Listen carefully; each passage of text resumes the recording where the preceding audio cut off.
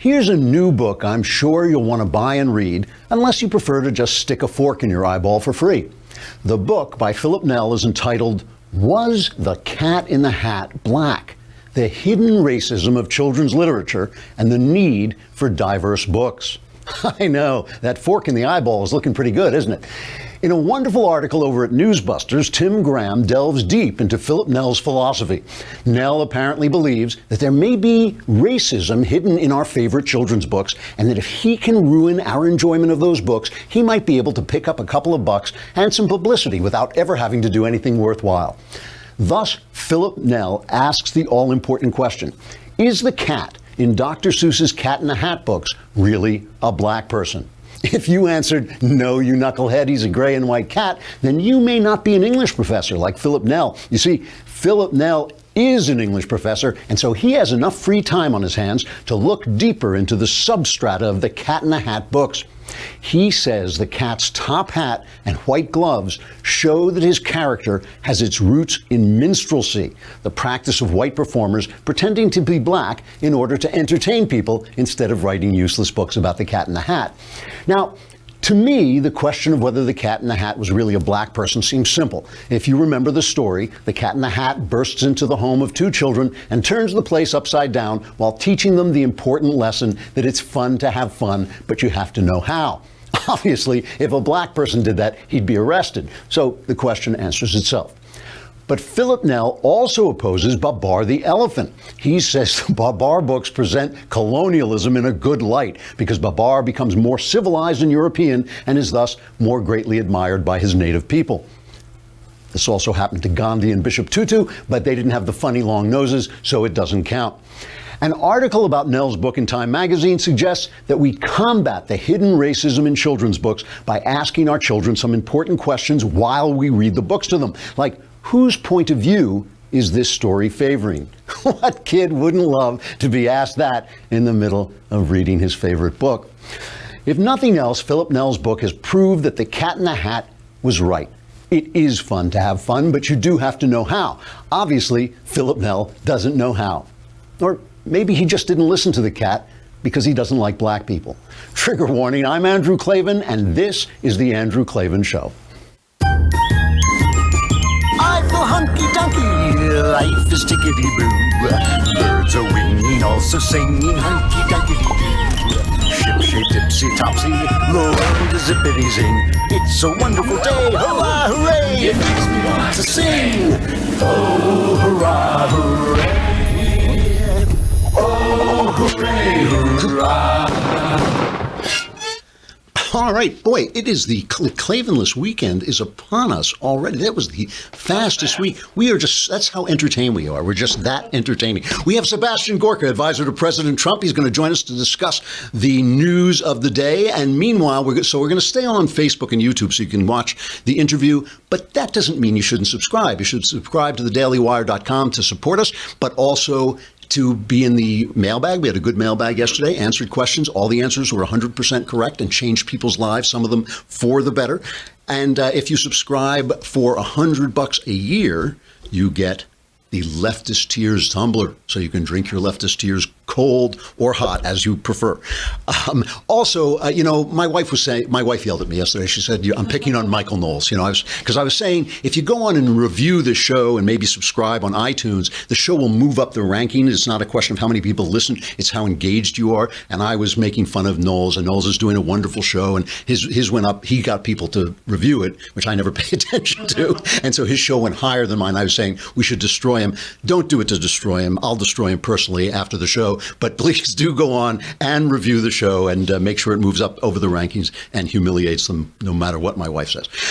Meanwhile, if you are listening to the Andrew Klavan Show, and if you're a regular listener, there's a good chance you dress like a slob. And you probably have bad manners too. But that doesn't matter. The important thing is that you look good. Even if your morals are decadent and your soul is crumbling, the important thing is you have to look good. And Indochino will help you look terrific by getting you custom menswear at a price you can afford. This makes such a big difference. I did this. I went to Indochino. What you do is you can go to your local Indochino shop and they'll do all the measuring you need, all the fitting, and then they put that in the computer so they have it. Or you can stay at home, have your girlfriend or boyfriend or girlfriend, because I guess this is men's clothes. You can have your girlfriend do the measuring for you, send in the measurements, and then they'll have them, and then they will make you the shirt or the suit you want. You can basically specify it. It's very cool. It is like creating it in your mind. You can put in whatever kind of collars you want, whatever kind of cuffs, all the sort of things that you do. You choose from hundreds of top quality fabrics, and you personalize your suit just the way you want it, whether it's for work or a wedding or a special occasion.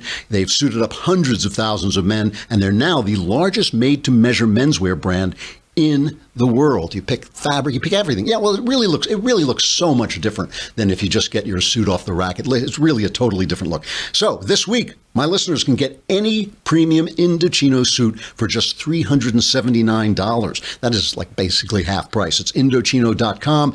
If you enter Klavan at checkout, it's Klavan.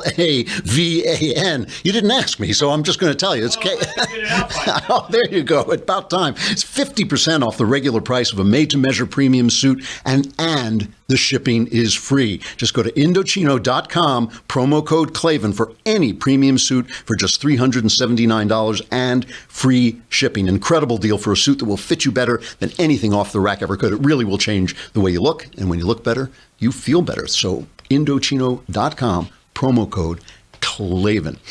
All right, we're going to talk as soon as we have, let me know as soon as we have Sebastian Gorka on the line, and we will talk to him about the news of the day, because there's a lot of stuff going on. Obviously, the North Korea thing is, they keep saying it's heating up, and it's really rhetoric so far. I did like the Kim Jong-un saying he was going to send missiles off the coast of Guam.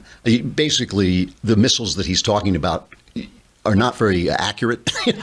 They're really, he says we're going to send them like 30 miles off the coast, and they're accurate to a range of around there. So, he's trying to blow up Guam. The last time they set off these missiles, these particular missiles that he's talking about, I can't remember the name of them, 3 out of 4 of them blew up. They'd failed. So, the guy really has a big mouth. And, whereas our nuclear weapons arsenal is pretty good. And so he's kind of messing around. This guy is out of his mind. And I really everybody was so hysterical about Trump saying he was going to bring fire and fury. But that's what I want. I want this guy over there thinking how crazy is Donald Trump? I don't know. Anyway, the other thing that's really been interesting. There's this interview going around. We should play this. 1999, Donald Trump, talking about whether he might run for president, is talking to Tim Russert. And this is back in the day, right, when the Democrats are still telling us, this is after Clinton told us, we've made a deal with North Korea, it's going to be great. And Trump, here's in 1999 saying, not so great. You say that you, as president, would be willing to launch a preemptive strike against North Korea's nuclear capability. First, I'd negotiate. I would negotiate like crazy, and I'd make sure that we tried to get the best deal possible. But look, Tim, if a man walks up to you on a street in Washington, because this doesn't happen, of course, in New York, but if a man walks up and puts a gun to your head and says, give me your money, wouldn't you rather know where he's coming from before he had the gun in his hand? And these people, in 3 or 4 years, are going to be having nuclear weapons. They're going to have those weapons pointed all over the world, and specifically at the United States. And wouldn't you be better off solving this really potentially unbelievable, and the biggest problem, we can talk about the economy, we can talk about Social Security. The biggest problem this world has is nuclear proliferation. And we have a country out there in North Korea, which is sort of wacko, which is not a bunch of dummies, and they are going out and they are developing nuclear weapons. And they're not doing it because they're having fun doing it. They're doing it for a reason.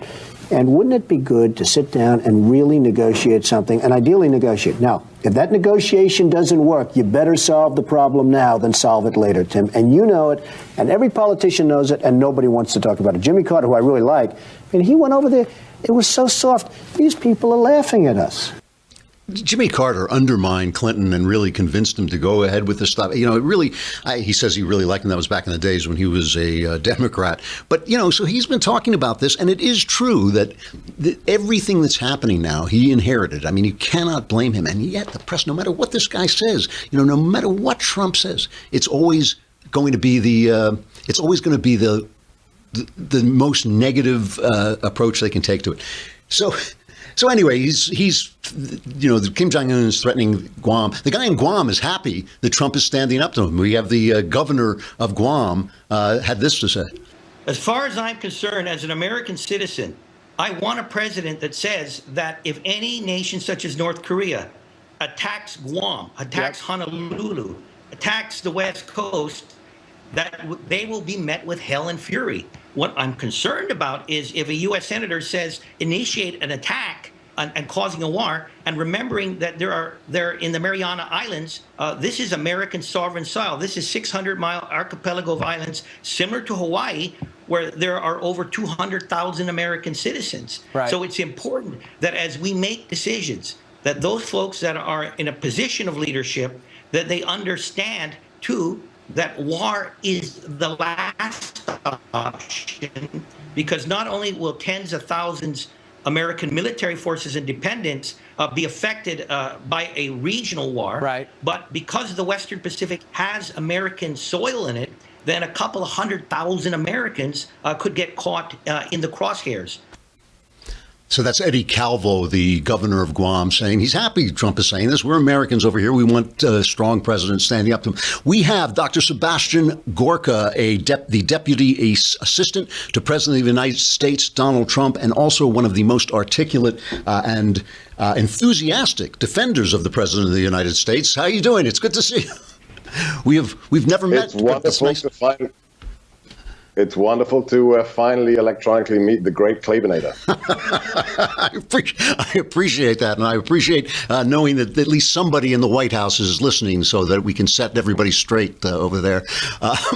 Now, we've been watching this North Korea thing, and I think that the press has reached a level of peak hysteria they reach a level of peak hysteria over everything the president does. But you yourself have compared this to the Cuban Missile Crisis, and I remember that's not a good thing. That was a very near miss. Do you really think things have ramped up that far? Look, I like to use a quote from a Holocaust survivor. I used to teach before I came to government. I used to teach our military and law enforcement about how the jihadis think. And I use a quote from a Holocaust survivor who was asked after his whole family was killed in the death camps during World War II. Somebody asked him a really facile question. So what's your take home from your experience? What's the big so what of the Holocaust? And this 80-year-old man said, oh, that's easy. When a group of individuals repeatedly says they want to kill you, sooner or later, you should take it seriously. And whether it's Nazis, whether it's the Soviet Union with 20,000 plus nuclear warheads, or whether it's the hermit regime that is constantly saying that they are acquiring these weapons to use them against us and now says they're going to actually bomb Guam, at what point do you say, basta? Enough is enough, and say diplomacy and more importantly, the attitude of 1938 Munich, appeasement does not bring what you expect it to bring when you're dealing with dictators. So I think the analogy stands. Andrew. So John Bolton says basically we're going to have to choose between military action now and living with a nuclear North Korea. Are you convinced that that's where we are, those are the choices we have? I think the choice is very, very much the decision. There's a decision tree moment right now, whether we go left or right. And the decision tree branches in Pyongyang. It is up to North Korea. Rex Tillerson has said there is a very easy signal you can give. He gave it 3 days ago. He said, if you stop ballistic missile testing, if you swear you're not going to do illegal ballistic missile testing, you will understand what happened at the UN Security Council on Saturday when everybody, including your rich uncle China, said no more, no more. They have no friends. They've got no friends left. Russia voted with. Think about all the insanity of the Russia collusion delusion, the Russian concussion, right? They voted with us to stop this. So did China. The ball is very much in North Korea's court right now. So the New York Times ran a piece. I mean, they have been one of the most hysterical venues for reading about the administration. And they ran a piece saying basically that the administration is at odds with itself, that everybody is taking a different tack. The funny thing is, it doesn't seem that way to me. I mean, it seems like there's a little good cop, bad cop going on, but everybody seems to be saying pretty much the same thing, though Donald Trump uses Donald Trumpian language. They all seem to be saying the same thing. That's my impression. Is that what's going on? What is it that you usually call the New York Times? They used to be newspaper. Former newspaper, yeah. The former newspaper. How is it that the Grey Lady doesn't understand that the Secretary is a diplomat, that the Secretary of War runs the military machine, and that the president is the commander-in-chief? I mean, Rex Tillerson isn't going to say bomb anywhere because he's a diplomat, and Secretary Mag Dog Mattis isn't going to be talking about nice meetings in Vienna at swanky hotels to do diplomacy. So, this is how a government works. Rex has the mandate for diplomacy, and when he said yesterday, or was it the day before, the president used the language he used. Why? Because the diplomatic language has not brought the results we expected. So when he says fire and fury, that's the commander-in-chief's right to say that. The man who's going to do the mechanics of any military response, if there is one, is the Secretary of Defense. And the man that does the diplomacy is Secretary Tillerson. That the New York Times doesn't understand the division of labor in a modern nation is appalling, and you have to laugh, because if you don't laugh, you cry, right? It is absurd. It is truly absurd. Let's talk a little bit about Russia. I mean, I know this obviously gets up the president's nose. Now there's a word that Paul Manafort's house was raided by the FBI, which does seem to ramp up the Mueller investigation. I mean, when you raid a house, you have to have probable cause that a crime has been committed. It means that when they raid it, instead of just coming over and executing a search warrant, it means that they probably have a suspicion that he will get rid of information. Andrew Napolitano, the legal guy on Fox, was saying this means that Mueller is trying to turn Manafort and move up the ladder in classic FBI style. Does this bother? I mean, has this agitated people in the White House? No, it's what happens in the West Wing, what happens in the Eisenhower building is not what the New York Times, CNN, Politico, or Huffington Post wants you to believe. The idea that we run around with our hair in fire saying, oh no, Mueller's done this, oh no, grand jury has been impaneled. The fact is the president has been clear. Jared Kushner has been clear. We have nothing to hide. This administration has. We are the toughest administration on Russia in 8 years. Let's just think about what we've done with sanctions, what we've done with Syria, what we've done with Crimea, what we've done with fracking alone. I mean, this is the ultimate, you talk about this on your podcast all the time. My friend Chris Plant, I listen to 2 podcasts. It's you and Chris Plant here in D.C. Chris has a great phrase. For the left, reality is optional. they live in an alternate universe. No, it's an alternate universe. We have the stock market breaking its 27th record. We have a 73% drop in illegal migration. We've revitalized NATO, and Mosul has been liberated. When the BBC asks me to come and talk about Anthony Scaramucci, I say, no, I'm not going to, because that's not news. Let's talk about ISIS. Let's talk about the economy. That's what Americans want to talk about, and that's why they listen to your show. Well, thank you. If indeed, I hope they are, and I think. But the thing about Anthony Scaramucci and the chaos and the tweets. I shouldn't call it chaos. The staff changes in the White House and the tweets from the president, because he does seem to get angry about the Russian investigation. And as I've said on the air numerous times, I don't blame him.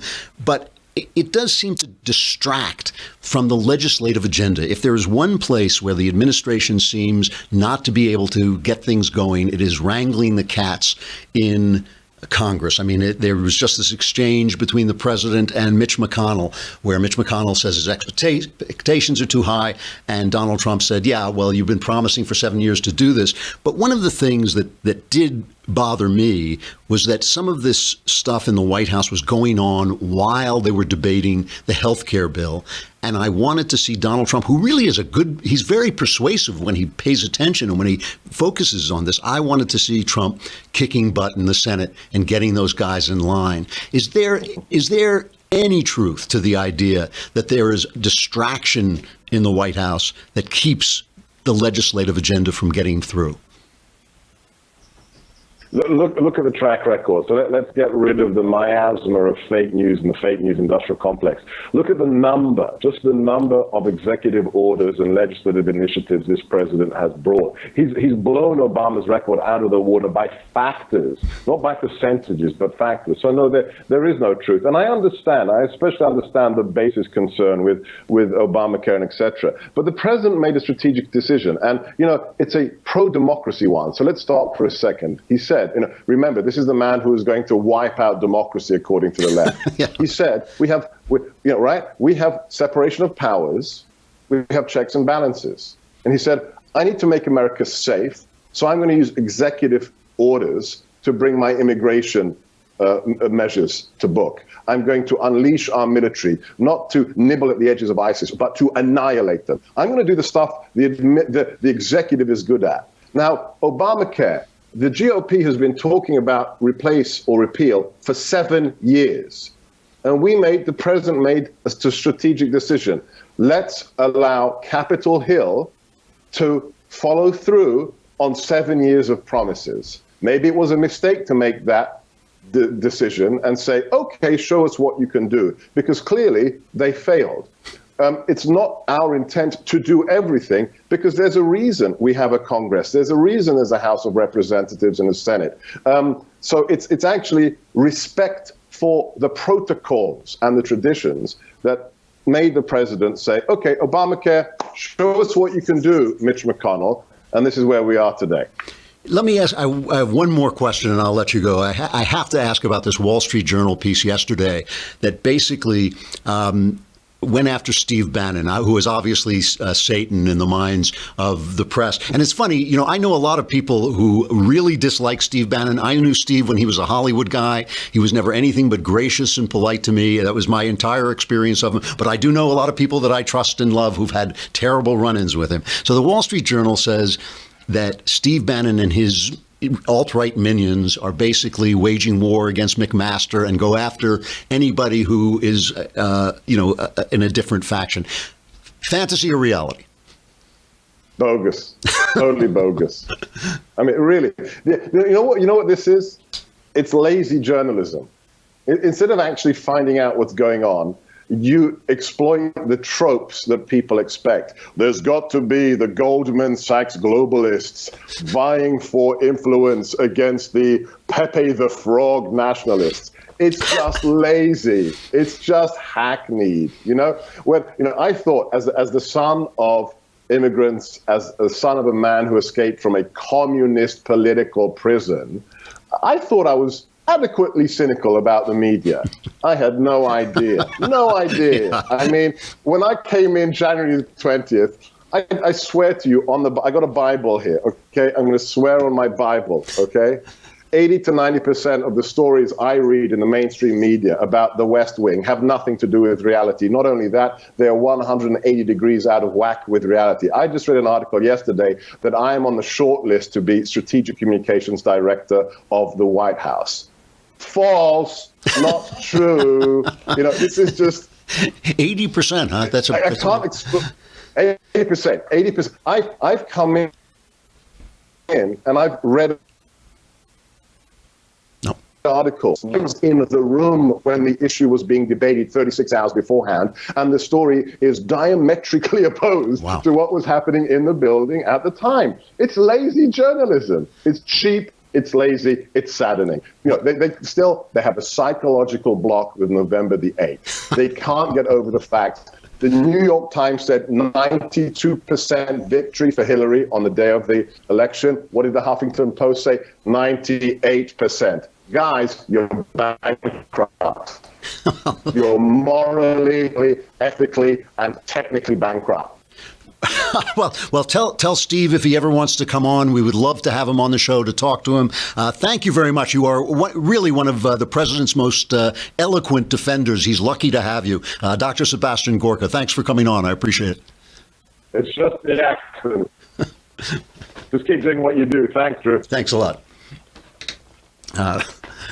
Really interesting. I mean, I have to say, like, if you're the president of the United States, you want that guy talking for you because he really does defend him and makes a case. All right. So, we were talking before about how lousy you look, and I can't drive this home to my audience, hard enough how bad you're dressed and your manners and all this stuff. And you can't keep thinking that it's too expensive to do this, because now with the internet there are all these ways that you can dress well, and one of them is 5'4", the 5'4" Club.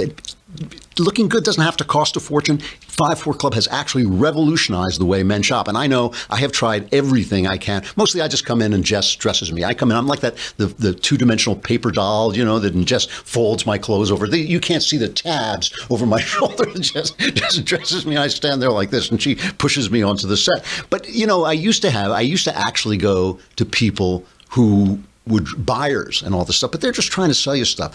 At 5'4" Club, they will send you each month a curated box of 2 to 3 items that are handpicked to match the current season and your style. You fill out a little form and you tell them what you like and you tell them what kind of way to dress. These guys have been helping men with fashion for over 15 years, and they've shipped to over 100,000 men every month. They know what they're doing, so if you don't, that's okay. 5'4" Club will help you build your wardrobe 1 month at a time. You get about $120 worth of clothes each month for just $60 a month. And you can pause or cancel at any time, no commitments. It's not like, you have to stay on for a year or anything like that. And as a 5'4" Club member, you'll also receive up to 50% off items in their online shop and access to exclusive members-only items, free shipping, and size exchanges. Go to 54club.com right now and enter promo code Klavan. Oh, no. I've already forgotten. I was afraid that would happen. These are the kind of people we work with here. It's KLAVAN. They'll give you 50% off your first month's package, plus a free pair of sunglasses. I got a pair of their sunglasses. This is what a nice guy I am. I got these beautiful aviator glasses, and Jonathan Hay just recently got his aviator's license, his pilot's license, and I've let mine lapse, so I gave them to Jay Hay. They look great. They really do. 50% off your first package at 54 Club, spelled FIVEFOUR Club.com. Promo code Klavan, 54club.com. Promo code Klavan. Looking good does not have to cost a fortune, and the way you look now is simply inexcusable. All right. Well, that was a really interesting interview, and I think, obviously he means to come on and defend his chief, and he does it with real eloquence. He's very well spoken and all this, but swearing on a Bible that 80% of what you read in the press is not true. And I try not to bring a lot of this stuff on. I look very carefully at where the sources are. They say sources close to this one, sources close to that one. Because remember, every source, just like every person, has a motive, is trying to sell a certain bill of goods. So when you're looking at an anonymous source story, you have no way to judge where that guy is coming from, where that source material is coming from. And I know there are great reporters out there, there really are, but some of this stuff, if you're in the White House and you hate Bannon and you're on the other side, you might be feeding them one side of the story. If you like Bannon, you might be feeding them the other side of the story. So you got Dr. Gorka's take on it, and I thought he was really interesting on North Korea. They really are taking a strong line. Here is a poll a study that was in the Wall Street Journal this morning that really got to me, because it kind of reversed what the conventional wisdom is. The conventional wisdom about voters in America has been basically that the left has won the culture war, but the right has won the economic argument. The idea is that we all know that free markets and free minds do better for people, but we all want to be, we're all fine with gay marriage and abortion, and that is over and the left has won. The voter study group, which has brought together a bunch of people from different political points of view, it's not a one-sided it's not a one-sided group.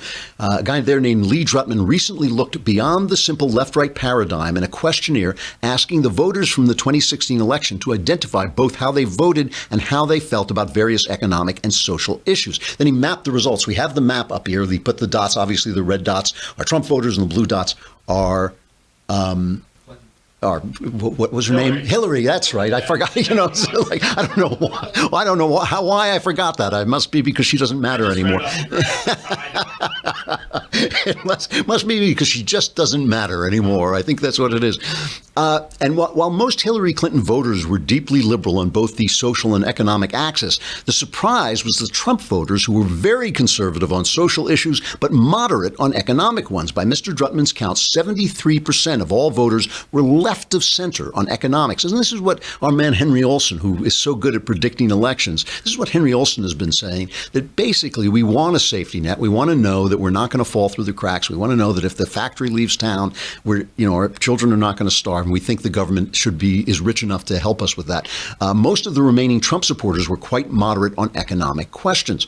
After the election, the so-called never-Trumpers, this is an article in the Journal, after the election, the so-called never-Trumpers claimed that each of their favored candidates would also have beaten Mrs. Clinton. Mr. Drutman's figures show what a pipe dream that is. A presidential candidate like Ted Cruz, who defines himself primarily through right-wing economic policies, begins with nearly 3/4 of the electorate in the other camp. Such a candidate isn't likely to go very far. Now, I don't know. That's a little unfair to Cruz because Cruz is very socially conservative, but that's my instinct, too, that Ted Cruz could never have won that election. While the great majority of voters were liberal on economic issues, a small majority were social conservatives at the top of the diagram, enough to swing the election to Mr. Trump. The crucial differences between the two parties came down to social concerns, including pride in America, immigration, and especially moral issues such as abortion and gay marriage. The social conservative awakening that helped elect Mr. Trump came when voters recognized that the liberal agenda amounted to something more than a shield to protect sexual minorities. It was also a sword to be used against social conservatives. And that's what I think, too. I don't think people really care what gay people do. I don't think they care if they get married. I don't think they care if people are, I mean, who lies awake at night worried about whether some guy he doesn't know wears a dress or not? What they're worried about is their rights to act on their conscience. Because here's the big surprise. Your conscience is actually more important than your sexual equipment. What you do, protecting your conscience, is actually more important than protecting your sex life. Look, I want you to have whatever sex life you have. I seriously could not care less what people do as long as it doesn't scare the horses and that it's done with adults and that it's consensual and it's just not my business, okay? Might not be what I said to you if you were my pal sitting here. I might say, you might want to live your life a different way. But if I don't know you, it's none of my business. And I don't want the law kicking down your door to get into your bedroom.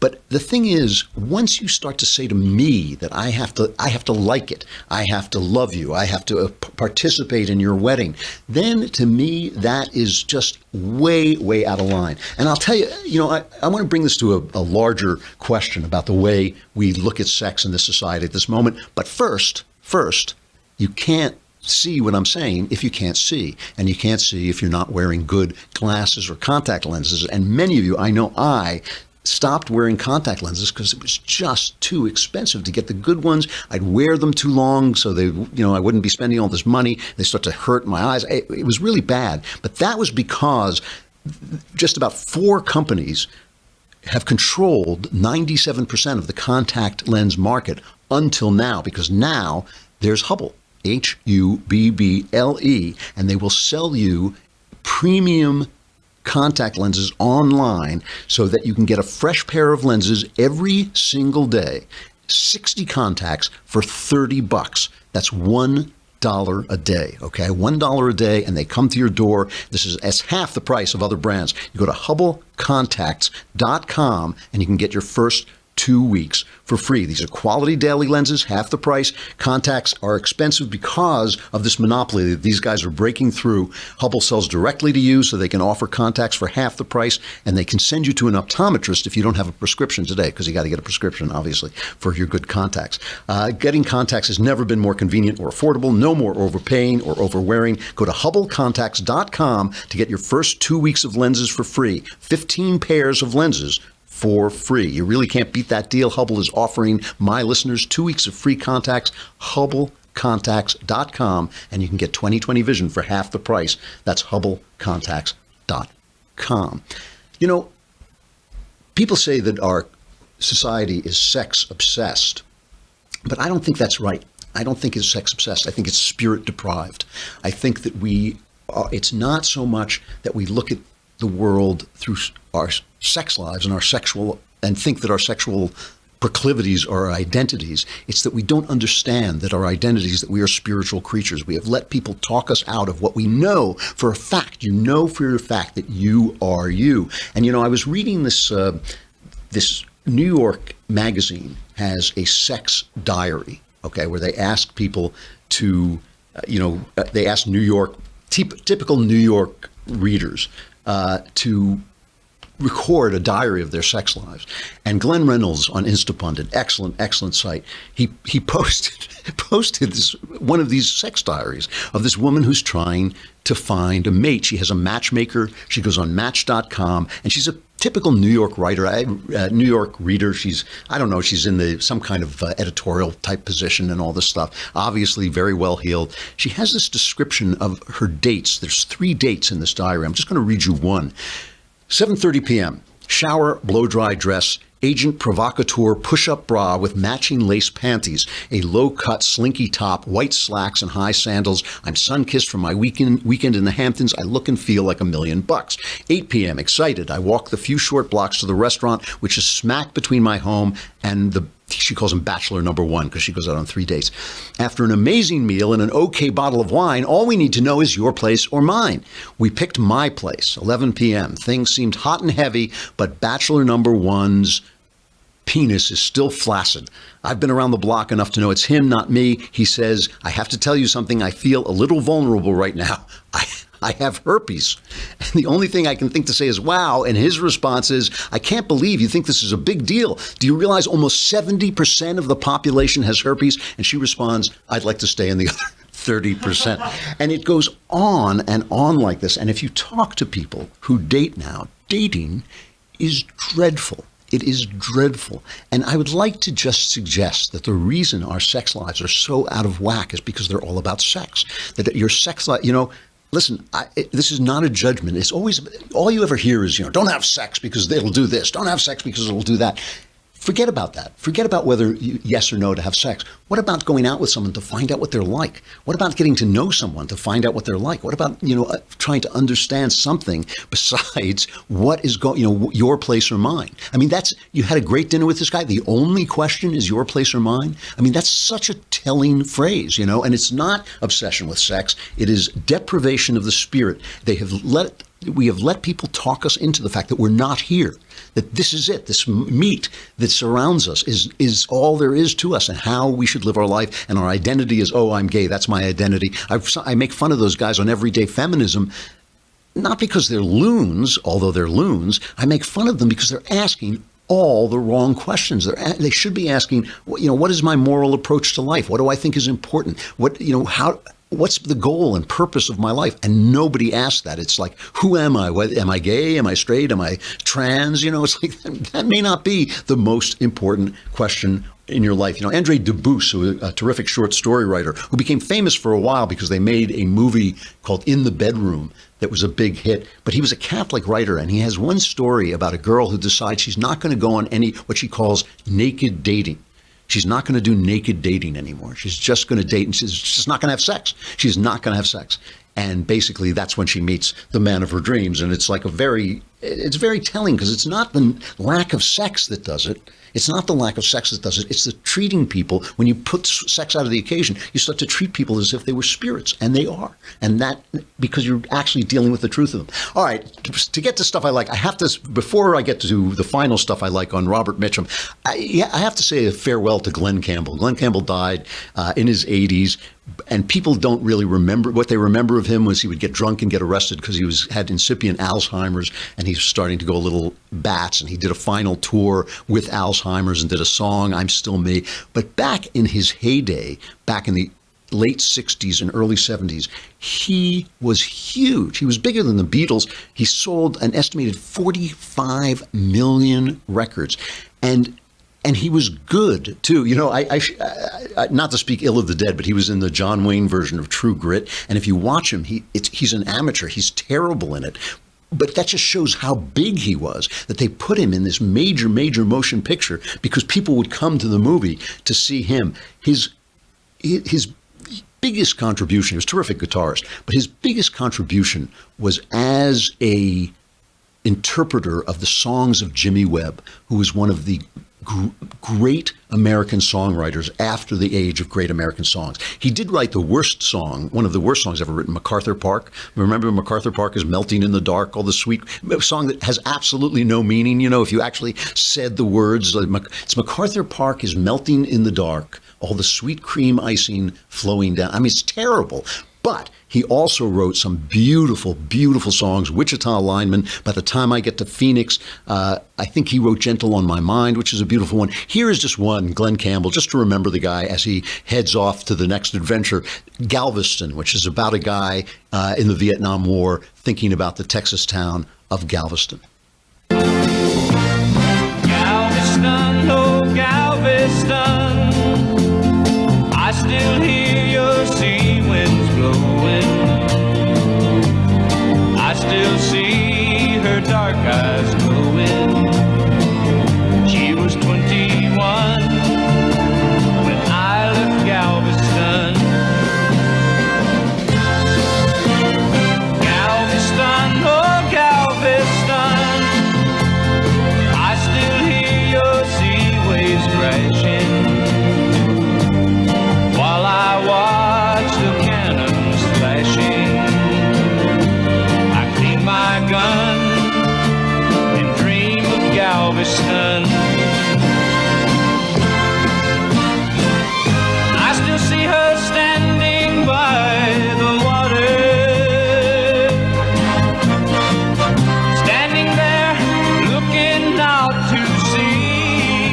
And is she waiting there? It's really, Jimmy Webb was just a wonderful songwriter, and it is a lovely song. Glenn Campbell, the great interpreter of Jimmy Webb's song. I remember back in those days, I actually went to Galveston, which is a seaside resort, and I was crossing the causeway, and they just blast that song. I don't know if they do that anymore. It was a long time ago. All right, stuff I like. The final Robert Mitchum film I want to talk about. Robert Mitchum would have been 100. I guess it was last Sunday or something like this. One of the great tough guy writers. But this is not one of his best films. It's one of those good, bad films. It's really, really entertaining. A film called Thunder Road. And it's not actually the film I want to talk about. But the reason the film is important and the reason I love to bring it up is because Thunder Road was partly written by Robert Mitchum. And the word is that he directed it. Secretly directed it, though it's Arthur Ripley, I think, gets credit on it. So it's basically his project. And it's about moonshiners. And why is that important? Well, moonshiners, obviously, the guys who made liquor, and they were always fighting the revenuers, the IRS, who said they were making illegal liquor, and they would come out and arrest them. And they were always depicted in the press, and they still are, as these backwoods country bumpkins, how stupid they were, kind of living, they just, brain dead and all this stuff, kind of like the villains on Justified. But the point of the movie is, why is the government bothering these people in the first place? Why can't they if you can make your own liquor, why can't you make your own liquor? And it doesn't actually come out and say that, but it just humanizes bootleggers. And my favorite part of this movie, which, like I said, is one of those good bad movies, it's kind of bad but so much fun to watch, is that Robert Mitchum co-wrote and sang the theme song, which is one of those great movie theme songs that describes the plot of the film. So here is the theme to Thunder Road, sung by and written by Robert Mitchum. Let me tell the story, I can tell it all, about the mountain boy who ran illegal alcohol. His daddy made the whiskey, son he drove the load. When his engine roared, they called the highway Thunder Road. Sometimes into Asheville, sometimes Memphis town. The revenuers chased him, but they couldn't run him down. Each time they thought they had him, his engine would explode. He'd go by like they were standing still on Thunder Road. And there was thunder, thunder over Thunder Road. Thunder was his engine and white lightning was his load. And there was moonshine, moonshine, twice the devil's thirst. The law they swore they'd get him, but the devil got him first. On the 1st of April, 1954, the federal man sent word he'd better make his run no more. He said 200 agents were covering the state. Whichever road he tried to take, they'd get him sure as fate. Son, his daddy told him, make this run your last. Your tank is filled with 100 proof. You're all tuned up and gassed. Now don't take any chances. If you can't get through, I'd rather have you back again than all that Mountain Dew. And there was thunder, thunder over Thunder Road. Thunder was his engine and white lightning was his... Thunder was his engine and white lightning was his load. Great stuff. Moonshine to quench the devil's thirst. The law, they thought they had him, but the devil got him first. I mean, great stuff. You know, I feel a little guilty leaving you to the Klavanless weekend with this threat of nuclear war hanging over your head. So if you hear a loud whump and America suddenly becomes a better, more moral place, you'll know that Los Angeles has been destroyed. We're gone. But if not, survivors will gather here on Monday. I'm Andrew Klavan. This is The Andrew Klavan Show, and hopefully we'll see you then.